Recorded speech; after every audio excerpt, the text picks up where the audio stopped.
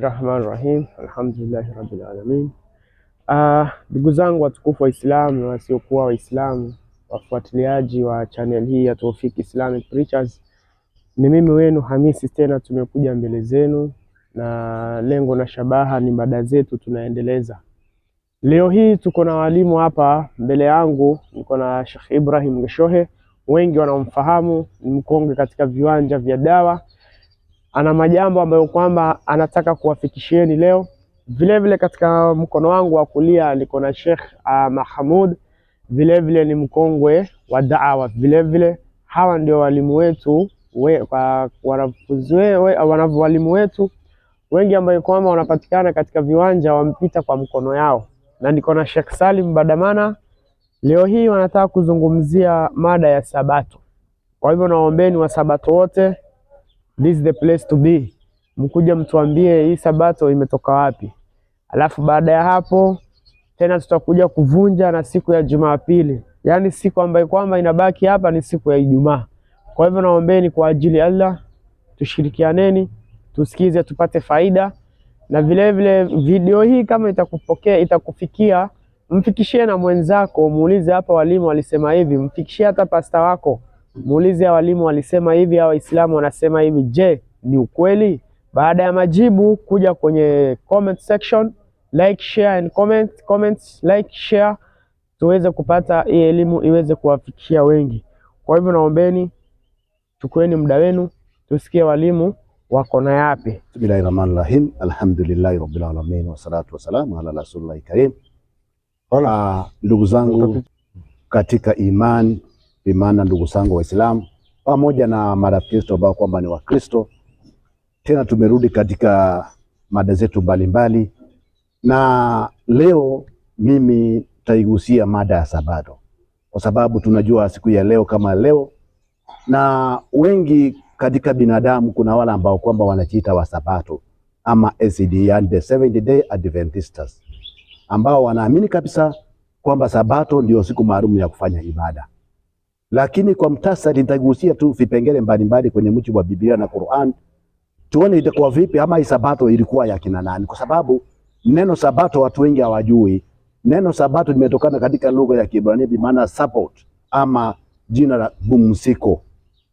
Kwa hivyo unaposema wewe ni msabato, ina maana wewe umechukulia jina ya Kiebrania kwamba wewe unafanya pumziko. Sasa ile pumziko ambayo kwamba ni zawadi Mwenyezi Mungu aliwapa wana wa Israeli.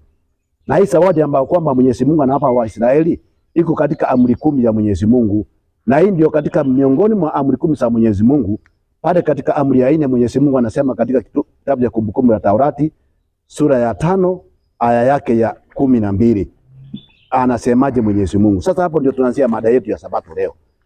Kumbukumbu la Taurati 5:12. 5:12 inasemaje? Kwa wale wenye kusikiza, ili tujue kwamba hii Sabato kwanza Mwenyezi Mungu baada ya kumpatia Nabii Musa amri 10, hii Sabato ni amri ya Sabato ni katika amri 10 ni ya 4. Inasemaje? Inasema kitabu cha Biblia inasemaje? Kumbukumbu la Taurati 5:12. Ishike siku ya Sabato uitakase kama Bwana Mungu wako alivyokuamuru. Siku 6 fanya kazi, utende mambo yako yote, lakini siku ya 7 ni Sabato ya Bwana. Tulia. Kwa hivyo Mwenyezi Mungu anamwambia Musa, amwambia wana wa Israeli, ikumbuke siku ya Sabato, uitakase sana.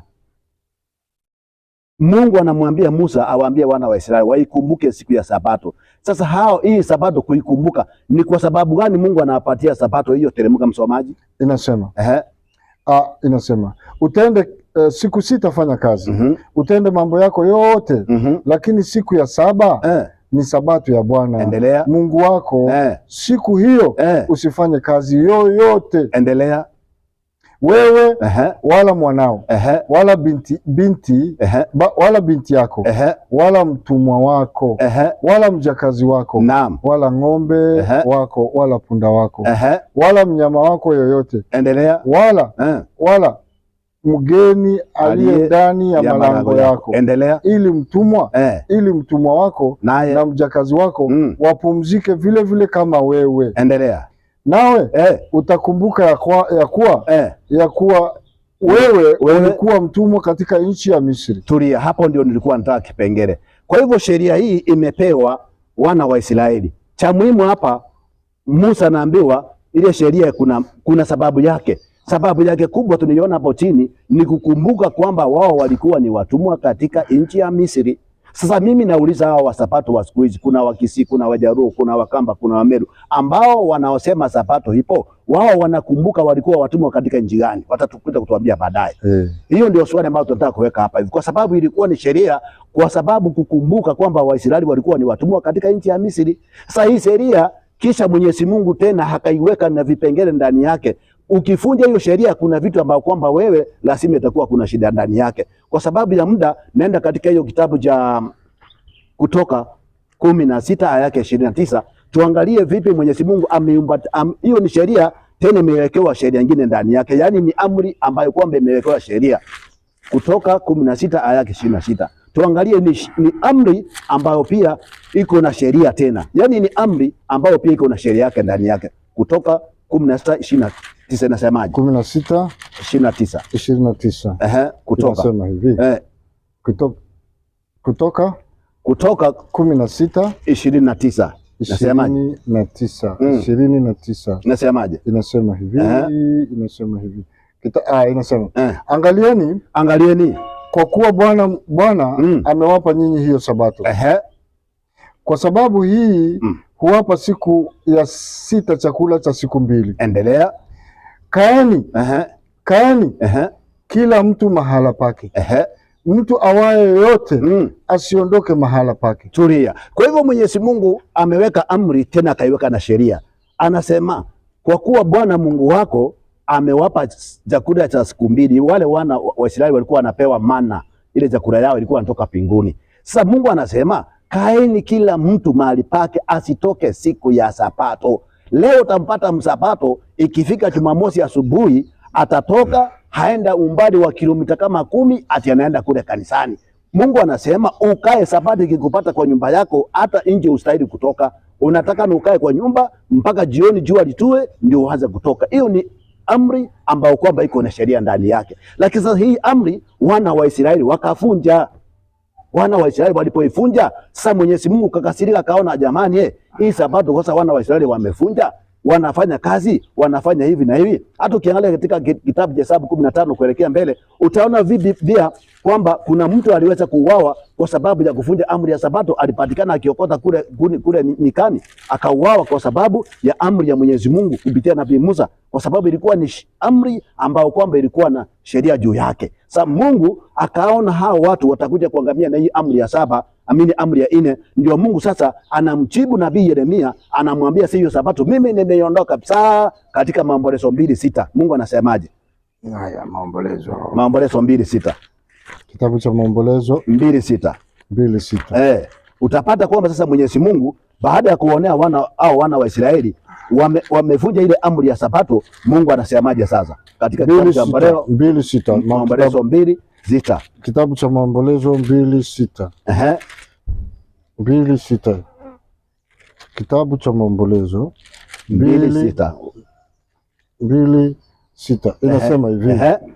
6 inasema. Nasemaje? Naye ameondoa maskani yake kwa nguvu. Mungu anasema na yeye Mwenyezi Mungu ameondoa maskani yake kwa nguvu, kama kwamba ni ya bustani tu, ameziharibu. Mungu sasa, sikiza watazamaji, Mungu amesema ameziharibu sikukuu zake. Mungu ameharibu. Kuna sikukuu wana wa Israeli walikuwa wanaserekea, sikukuu ya kuzaliwa kwa mtoto, sikukuu labda bengine ya mafuno, kuna sikukuu mingi wana wa Israeli walikuwa Mungu alikuwa amewapatia. Sasa Mungu ameziharibu zote, bi maana Mungu alizifutilia mbali. Teremka msomaji. Bwana amezisahauzisha. Mungu sasa amesahauzisha, yani Mungu amesiondoa katika Sayuni. Katika Sayuni. Sayuni ni moja katika lugha ambayo inayotumika bi maana wana wa Israeli. Endelea msomaji. Sikukuu za makini. Sikukuu za makini, kuna sherehe sikukuu walikuwa wanasherekea wana wa Israeli, walikuwa na sikukuu. Endelea. Za makini na sabato. Na sabato. Mungu kabisa akasiondoa hizo vitu, akasema hii ni upuzi. Akasema sasa sabato, sikukuu zingine ambao kwamba wanadamu walikuwa wanasherekea, labda kuna sikukuu ya kusaliwa, wana wa Israeli walikuwa na sikukuu mbalimbali, mwandamo sio na nini, wanasema hivi ni sikukuu. Sasa Mungu akaziondoa hizo sikukuu zote pamoja na Mungu tena akasema nini? Na sabato Mwenyezi Mungu akaiondoa. Kwa sababu hiyo, baada ya kuiondoa, sasa Mungu wakati, kwa sababu kuna hao manabii watatu walikuwa kipindi kimoja, nabii Isaya, nabii Yeremia na nabii Danieli. Sasa pia Mungu anamuonesha maono hayo nabii Isaya. Haya ni ya nabii Yeremia. Kisha Mungu naye anamwambia nabii Isaya katika 1:13, Mungu anamwambia nini? Kwa sababu pale amemuonesha nabii Isaya, nabii Yeremia kwamba ametoa sabato. Sasa pia nabii Isaya naye Mungu anamwambia maneno mazito katika 1:13. Isaya inasemaje? 1:13 Isaya. Inasemaje? Kitabu cha Biblia. Kitabu cha Biblia. Tuangalie sabato. Sabato hakuna. Sabato ilikuwa ni kwa wana wa Israeli, naye Mungu alikuja akaiondoa. Teremka 1:13 Isaya. 1:13 Mungu anasemaje? Inasema 13. Inasemaje? Msilete tena matoleo ya ubatili. Mungu sasa anamwambia nabii Isaya, waambie hao wana wa Israeli, msilete tena matoleo ya ubatili. Ufumba ni chukizo kwangu. Ufumba ni chukizo kwangu. Mwezi mpya na sabato. Endelea msomaji. Mwezi mpya na sabato. Kuita makutano, yani makutano ya nini? Siyawezi maovu haya.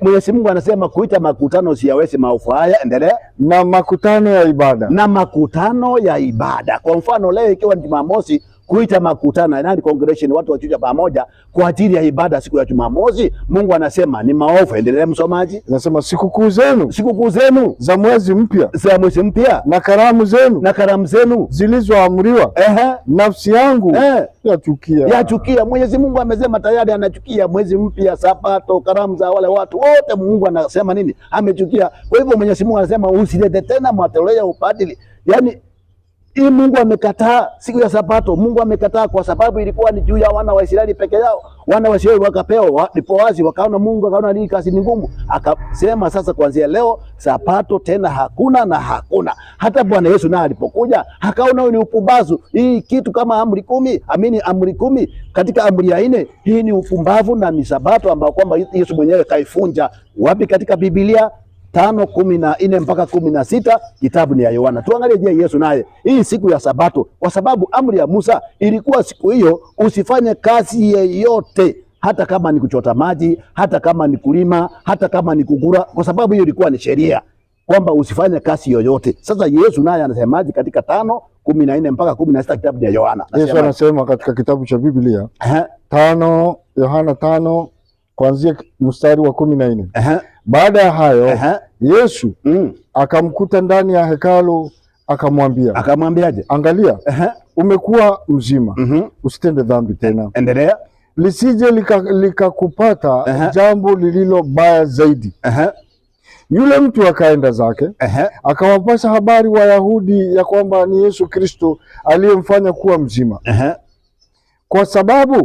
Kwa sababu hiyo Wayahudi wakamuudhi Yesu kwa kuwa alitenda hayo siku ya sabato. Endelea.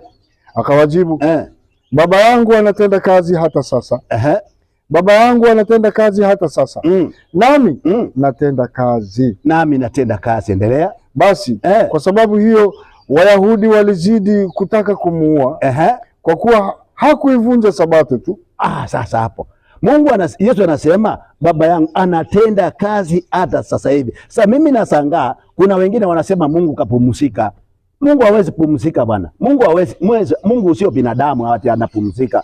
Yesu anasema kwa sababu Mungu anatenda kazi mpaka sasa hivi. Sasa Mayahudi wakataa kumuua Bwana Yesu. Si kwamba peke yake. Kwa hivyo alipofuja ile sabato, Wayahudi wakakasirika. Kwa sababu gani? Wao walikuwa wanaamini kabisa ile sabato, kumbe Mwenyezi Mungu kawa amefunja. Sasa mimi leo nasangaa utapata kuna Mkisii, kuna Mjaruo, kuna Mumelu, kuna kabila lingine, si nani anasema yeye anafuata sheria ya sabato. Sasa sheria ya sabato ilikuwa ni kwa wana wa Israeli. Kisha Mwenyezi Mungu akaifunja hiyo siku ya sabato. Ndio ukiendelea mbele katika kitabu pia ya Ibrania, nafikiria katika sehemu ya pili tutakuja kuendelea tuangalie hiyo wa Ibrania pia nayo, kwa sababu Mwenyezi Mungu atakuja kuweka tena siku nyingine.